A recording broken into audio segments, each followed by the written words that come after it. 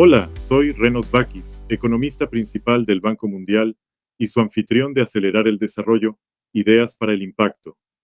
Este no es un podcast típico, es una conversación impulsada por la IA, presentada por el Instituto del Banco Mundial para el Desarrollo Económico, donde analizamos las últimas investigaciones con un objetivo en mente: convertir grandes ideas en un impacto en el mundo real.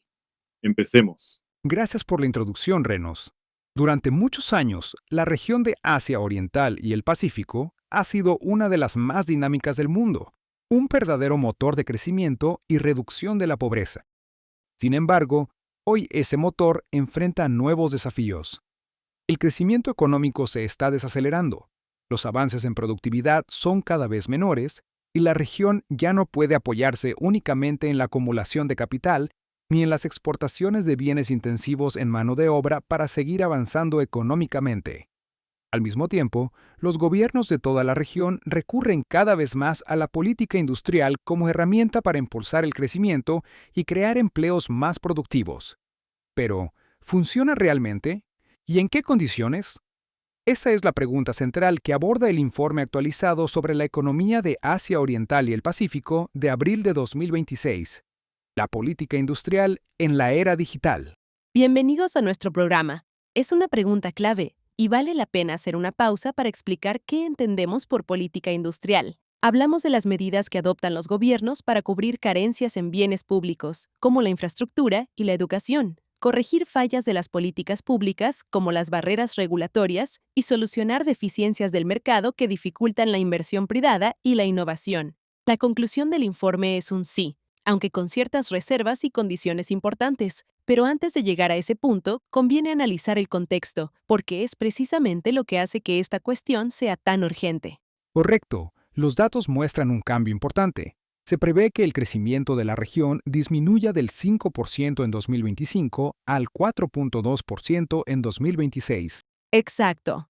Vemos que el crecimiento de China también se desacelera del 5% al 4.2%. Esto se debe principalmente a la debilidad de la demanda interna y a los persistentes problemas del sector inmobiliario. Y no se trata solo de China. La inversión privada también se ha debilitado en gran parte de la región, ya que muchas empresas han adoptado una actitud de esperar y ver qué ocurre antes de comprometer nuevos recursos. Y esta desaceleración se produce en un contexto de fuertes presiones externas. Tras la intensificación del conflicto en Oriente Medio, los índices de referencia del gas natural aumentaron aproximadamente un 90%, mientras que el precio del petróleo crudo subió más de un 30%. Pensemos en un repartidor cuya motocicleta es su principal medio de sustento. Cuando el precio del combustible aumenta un 50%, los ingresos de su hogar se reducen entre un 3 y un 4%. Correcto. Además, la inflación afecta de manera desproporcionada a los hogares de menores ingresos, porque destinan una proporción mucho mayor de sus recursos a alimentos y combustibles. Un aumento de $20 en el precio del petróleo crudo aumenta la inflación en 0.67 puntos porcentuales en Tailandia, pero solo en 0.22 puntos porcentuales en China, que cuenta con mayores reservas. Entonces, la vulnerabilidad varía considerablemente entre los países. Vi que Tailandia, Laos y Mongolia están muy expuestos a las importaciones de petróleo, mientras que exportadores netos como Malasia y Papúa Nueva Guinea se benefician de este contexto. Exacto, y países como Myanmar, Mongolia y Laos son los más vulnerables en conjunto, debido a la combinación de alta inflación y bajas reservas. Tienen mucho menos espacio normativo para reaccionar que países como Indonesia o Vietnam. Y luego está el aspecto comercial. Estados Unidos reemplazó algunas tarifas anteriores por una tarifa provisional global del 10%. Así es, Camboya, Tailandia y Vietnam son las economías más expuestas a los efectos negativos de esta medida, y la incertidumbre en sí misma resulta sumamente perjudicial.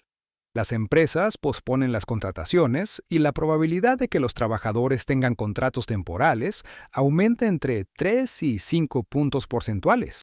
Pero aquí es donde la historia se pone interesante.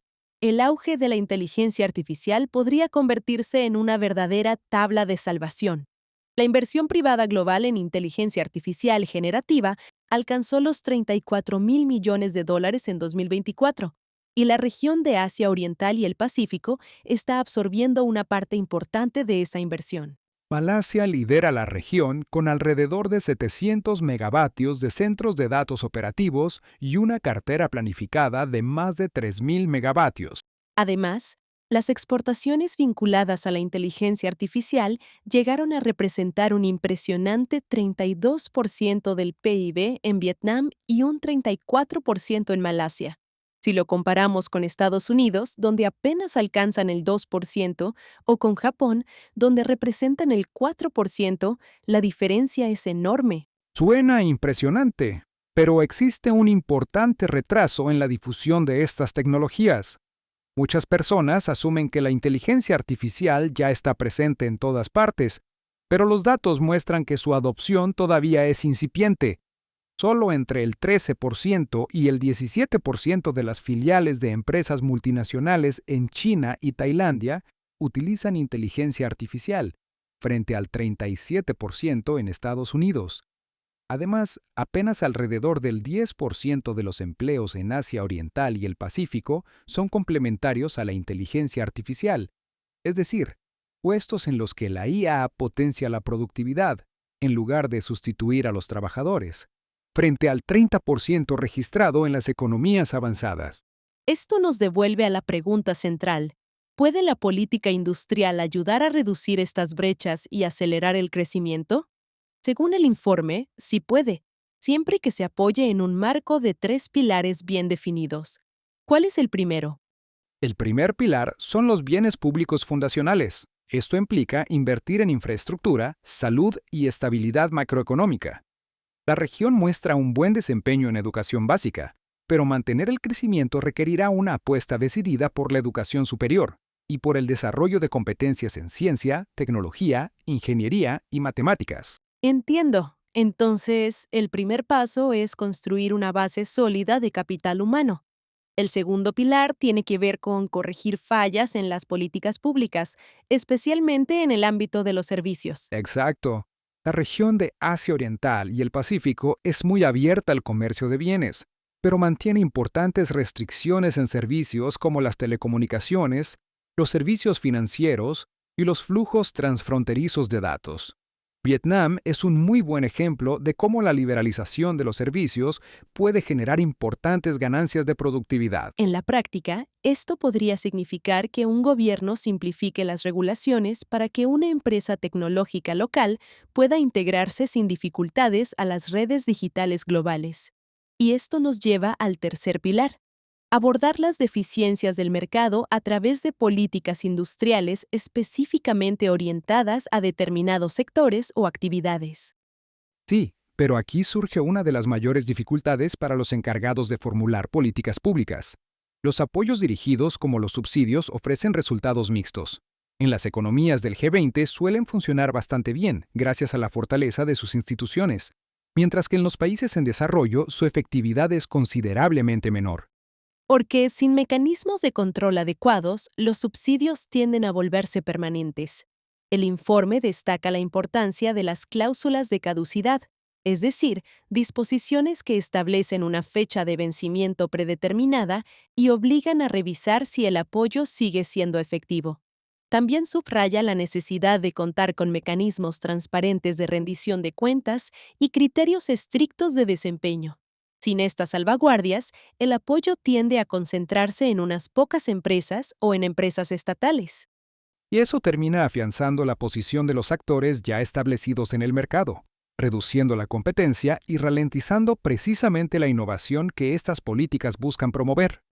O incluso puede generar consecuencias no previstas, como préstamos subsidiados que terminan financiando nueva maquinaria en lugar de la creación de nuevos empleos. ¡Wow! Entonces, si observamos el panorama completo, la gran conclusión es que esta región sigue siendo una de las principales fuentes de crecimiento económico a nivel mundial, pero ya no puede depender de estímulos a corto plazo ni de políticas proteccionistas amplias para sostener ese liderazgo. Así es. El futuro exige un enfoque más inteligente y disciplinado. Al centrarse en reformas orientadas a mejorar la productividad, fortalecer el capital humano y promover una mayor apertura en el sector de los servicios, Estas economías pueden prosperar plenamente en un mundo impulsado por la inteligencia artificial. El potencial es realmente enorme si hoy se implementan las transformaciones estructurales adecuadas. Te cedemos la palabra, Renos. Gracias por acompañarnos. Pueden encontrar el informe completo en nuestro sitio web. Sigan el enlace en la descripción. Asegúrense de suscribirse para ser los primeros en enterarse de los próximos episodios. Y antes de irse, ¿cómo planean poner en práctica lo que aprendieron? ¿Y qué temas les gustaría que exploráramos en el futuro? Nos encantaría saberlo. Hasta entonces, adiós.